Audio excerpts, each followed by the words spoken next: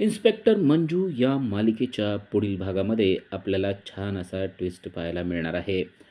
सत्या आणि मंजू यांनी एक प्लॅन केलेला आहे आणि तो प्लॅन म्हणजे मंजूला जरी दिसू लागलं तरी दिसत नाही असं सर्वांना भासवायचं आणि सर्वांपासून मंजूला दिसू लागलं ही गोष्ट लपवून ठेवायची.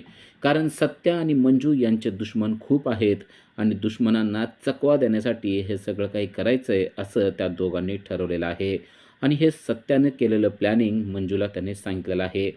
जरी उद्या डॉक्टर आल्यानंतर तुला दिसू लागलं तरी सर्वांच्या समोर तू असं दाखवायचं की तुला दिसतच नाही आहे. तेव्हा मंजू विचारते देखील त्याला की असं का करायचं. तेव्हा सत्या सांगतो की आपले दुश्मन खूप आहेत. आता सत्या आणि मंजू यांनी हा प्लॅन कसा केलेला आहे तो आपल्याला या भागामध्ये पाहता येणार आहे. जर तुम्ही आमच्या चॅनलला सबस्क्राईब केलं नसेल तर त्वरित आमच्या चॅनलला सबस्क्राईब करा आणि हा भाग शेवटपर्यंत नक्की पहा. सत्या बलमा यांनी मंजूला सोडवून आणलेलं आहे. आर्यनने तिला एका खोलीमध्ये डांबून ठेवलेलं होतं, खुर्चीला बांधलेलं होतं. पण सत्या आणि बलमा अगदी योग्य टायमाला तेथे पोहोचलेले आहेत. सत्या आणि बलमा आलेले पाहून आर्यनने मात्र धूम ठोकलेले आहे आणि तो पळून गेलेला आहे. सत्या जेव्हा आतमध्ये जातो तेव्हा पाहतो की मंजूला खुर्चीला बांधून ठेवलेलं असतं. बलमा लगेच म्हणतो, आपण आत्ताच्या आत्ता जाऊन आर्यनला पकडूया का? तेव्हा सत्या म्हणतो, नको. आत्ता मंजूला सोडवणं गरजेचं आहे. तो पळून गेला तर जाऊ दे, आपण त्याला परतही शोधू शकतो. त्यामुळे सत्या आणि बलमा आता आर्यनच्या पाठीमागं धावत नाहीत, तर मंजूला त्यांनी खुर्चीला बांधलेलं आहे, तिथून सोडवलेलं आहे आणि मंजूला ते आता घरी घेऊन येत आहेत. मंजूची हालत खूपच खराब झालेली आहे. मंजूला आणून त्याने घरामध्ये रेस्ट करायला सांगितलेले आहे. पण सत्या मात्र चिंतातूर झालेला आहे. सत्याला काळजी वाटते. एकतर तो आर्यन अक्षरशः जीवावर उठलेला आहे आणि त्यात डॉक्टरांनी देखील सांगितलेलं आहे की डोळ्यावरची पट्टी काढल्यानंतर मंजूला दिसेलच असं काही सांगता येत नाही आणि त्या गोष्टीची चिंता, त्या गोष्टीची काळजी सत्याला वाटू लागलेला आहे. खरोखरच जर मंजूला दिसलंच नाही तर काय करायचं असा प्रश्न त्याला पडतोय. म्हणजे त्याला असं जाणवतंय की एखाद्या व्यक्तीला अगोदर दिसत होतं आणि आता दिसत नसेल तर त्याला त्या गोष्टीचं किती वाईट वाटत असेल. साधं पाणी घ्यायला सुद्धा त्याला जमत नसणार, छोट्या-छोट्या गोष्टी करायला जमत नसणार, म्हणजे त्या माणसाचं आयुष्य किती वाईट असेल असा विचार तो करत आहे. त्याच व्यक्तीचं नव्हे तर त्याच्याबरोबर जगणाऱ्या व्यक्तीला देखील किती वाईट वाटत असेल. आजपर्यंत आपला पार्टनर, आपल्या घरातला व्यक्ती हा सगळ्या गोष्टी करू शकतो, स्वतःहून करू शकतो, पण अचानक त्याला त्या गोष्टी करता येत नाही. या गोष्टीचा परिणाम घरातल्या सगळ्यावरच होत असेल असा शांतपणे तो विचार करत बसलेला असतो. तेवढ्यात जयड्या तिथे आलेला असतो. जयड्याच्या लक्षात आलेलं आहे की सत्या खूप मोठ्या टेन्शनमध्ये बसलेला आहे. त्याच्या चेहऱ्यावर स्पष्टपणे त्याला टेन्शन दिसत असतं. जयड्या आता त्याला धीर देत आहे आणि त्याला विचारतोय की काय झालं? तू असा टेन्शनमध्ये का आहेस? तेव्हा सत्या म्हणतो, मला मंजूची खूप काळजी वाटते. एक तो आर्यन आपल्याला त्रास देतोय आणि त्यात तिला दिसत नाही. त्याचबरोबर तिला दिसत नाही या गोष्टीचा मला खूप त्रास होतोय. डॉक्टरांनी सांगितले जर का पट्टी काढल्यानंतर तिला दिसलं नाही तर कदाचित ते कायमचंही असू शकतं. तेव्हा जयड्या त्याला समजावून सांगतो आणि म्हणतो, सत्या तू ना खूप काळजी करतोयस. अरे ज्या गोष्टी अजून झालेल्याच नाही आहेत त्या गोष्टी होणार आहेत असं गृहीत धरून तू स्वतःला त्रास करून घेतोय आणि समजा दिसायलाच लागलं तर तू असा का विचार करत नाहीस? विनाकारण तू स्वतःला त्रास करून घेऊ नको. आणि एक लक्षात ठेव, ज्या गोष्टी होणार आहेत त्या चांगल्या होणार आहेत असंच आपण विश्वास ठेवायचा असतो. तो त्याला अतिशय धीर देतोय. कारण सत्य अक्षरशः खचून गेलेला आहे. सत्या कोणतीही गोष्ट सहन करू शकतो पण मंजूला होणारा त्रास सहन करू शकत नाही. कारण सत्या मंजूवर किती जीवापाड प्रेम करतो ही गोष्ट जयड्याला देखील माहिती आहे. आत्ता पहिल्यांदाच त्याने सत्याच्या डोळ्यात पाणी बघितलेलं आहे. सत्या कधीही इमोशनल न होणारा पण मंजूसाठी तो खूप इमोशनल झाला आहे आणि चिडचिड करू लागला आहे ही गोष्ट जयड्याच्या देखील लक्षात येते. जयड्या त्याचा लहान भाऊ असला तरी देखील सत्याला स्वतःच्या हृदयाशी कवटाळून घेतो आणि त्याला सांगतो की अजिबात चिडायचं आणि रागवायचं नाही. देव आपल्या बाजूने आहे, तू काही काळजी करू नको. जी होणार आहे ना सत्या ते अतिशय चांगलं होणार आहे अशा शब्दात त्याने जयड्याला समजावून सांगितलेलं आहे. जयड्याचे ते उबदार बोल सत्याला एवढे पटलेत की सत्या म्हणतो, मला कळतच नाही की आपल्या दोघांमध्ये लहान कोण आहे मोठं कोण आहे. मला तर असं वाटतंय मी आज लहान झालोय आणि तू माझा मोठा भाऊ झालोय. हे सगळं बोलत असताना सत्याच्या अक्षरशः डोळ्यातून पाणी येत असतं आणि जयड्यासुद्धा अगदी मोठ्या भावासारखा त्याला सगळ्या गोष्टी समजावून सांगत असतो. जयड्या त्याला सांगतो, काही काळजी करू नको. देव आपल्या पाठीशी आहे, आई भवानी आपल्या पाठीशी आहे. जे काय होईल ते सगळं चांगलं होईल असं म्हणून त्याने सत्याला चांगलाच दिलासा दिलेला असतो. इकडे सपनी शांतपणे झोपलेली आहे, पण तिला शांत झोप लागत नाही. ती झोपेत सुद्धा वळवळ करते, कारण तिला काळजी वाटते. ते म्हणजे जर का उद्या आपल्या एक्स जाऊबाईला दिसू लागलं, तर त्या आपल्याला मारणार की काय? आणि त्यात ती घाबरून उठलेली आहे. आणि जेव्हा ती घाबरून उठते, इकडं-तिकडं बघते, तेव्हा तिला जाणवतं की तिच्याजवळ जयड्या देखील नाहीये आणि ती आरडाओरडा करायला सुरुवात करते.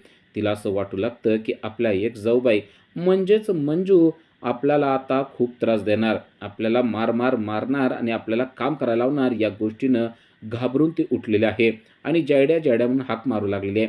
तेवढ्यात जयड्या देखील तेथे आलेला असतो आणि विचारतो, "काय झाले?" तेव्हा ती म्हणते, "मला आता खूपच भीती वाटू लागलेली आहे." जयड्या तिला शांतपणे विचारतो, की "झालंय काय ते नीट सांग." कारण ती बोलणं कमी आणि आरडाओरडाच जास्त करत असते. तेव्हा ती म्हणते, की "मला असं वाटायला लागलंय, जर का मंजूला म्हणजेच एक्स जाऊबाईला दिसलंच नाही, तरी देखील ताप आहे आणि दिसलं तरी देखील माझ्या डोक्याला त्रास आहे." तो म्हणतो, "नक्की तुला काय बोलायचं ते स्पष्ट सांग." तेव्हा ती म्हणते, "अरे जयड्या, काम करून अक्षरशः मी थकून जातेय. तुला काय सांगू मी दिवसभर किती काम करते ते." जयड्या पण तिची गंमतच करतो आणि म्हणतो, "हो, आजकाल तू जरा जास्तच काम करायला लागली आहे, ते लक्षात येतंय माझ्या." ती म्हणते, "होय ना, बघ तुझ्यासुद्धा लक्षात आलंय. अरे भांडे घासून-घासून हात बघ कसे झालेत." असं म्हणून तिने जयड्याला हात देखील दाखवलेले आहेत. जयड्या पण तिची गंमतच करतोय आणि म्हणतोय, "हो, तुझे हात खूपच खराब झालेले आहेत. आता तुला घरकाम करण्याची इच्छा उरलेली नाही ना?" ती म्हणते, "होय, अजिबात मला घरकाम करण्याची इच्छा उरलेली नाही." तो म्हणतो, "असं असेल तर आता देवाकडं प्रार्थना करायची." ती म्हणते, "कसली प्रार्थना करायची?" तो म्हणतो, "देवाकडं प्रार्थना करायची की लवकरात लवकर मंजूला दिसू दे. एकदा का मंजूला दिसू लागलं, की मग तुझं सगळं काम वाचणार आहे." ती लगेच म्हणते, "हो, हो, मी असंच करते." आणि जयड्या तिला म्हणतो, "आता शांतपणे झोपी जा." ती लगेच पांघरून घेते आणि जयड्याने सांगितलेलं आहे त्याप्रमाणे ती शांतपणे झोपलेली आहे. सकाळ झालेली आहे. इकडे माया उठलेली आहे आणि तिला आनंद झालाय. आनंद कशाचा? तर अजूनही मंजूला काहीच दिसत नाही या गोष्टीचा आणि त्या आनंदात सहभागी करण्यासाठी तिने जोरजोरात सपनेला हाक मारायला सुरुवात केलेली आहे. "सपने, अगं उठ लवकर. सकाळ झाली तरी नुसती घाराढोर झोपलेली आहे." असं म्हणून तिने सपनीला हाक मारायला सुरुवात केली आहे. सपनी देखील झोपेतून उठून त्यांच्याकडे आली आणि विचारते, "काय झालं? का झोपू देत नाही तुम्ही मला?" तेव्हा ती सांगते, की "अगं मंजूला अजून पण दिसतच नाहीये, म्हणजे हा किती आनंदाचा क्षण आहे. आज डॉक्टर आले आणि त्यांनी जर का तिच्या डोळ्यावरची पट्टी काढली, तरीसुद्धा तिला दिसलं नाही, तर कसली भारी मज्जा येईल." असं ती सगळं काही समजावून सांगते आणि तेवढ्यात सत्या मंजूला घेऊन बाहेर चाललेला आहे. त्याने फोर व्हीलर काढलेली आहे आणि मंजूला घेऊन तो त्यामध्ये बसून चाललेला आहे. मंजू त्याला विचारते, की "आपण कुठे चाललेलो आहे?" सत्या म्हणतो, "वाघमारे, तुम्ही बसा. आता जास्त बोलायचं नाही. मी सांगतोय ना, तेवढं फक्त करायचं." असं म्हणून त्याने गाडीत तिला बसवलेलं आहे. इकडे माया आणि सपना पाहतायत, की हे दोघे कुठेतरी बाहेर चाललेले आहेत आणि सत्या तिला बाहेर फिरायला घेऊन चाललेला आहे. सत्याला ती म्हणते, "काय झालं? तू मला का घेऊन चाललायस?" तेव्हा सत्या सांगतो, "अहो, तुम्ही घरातच बसून आहेत किती दिवस झाले ना.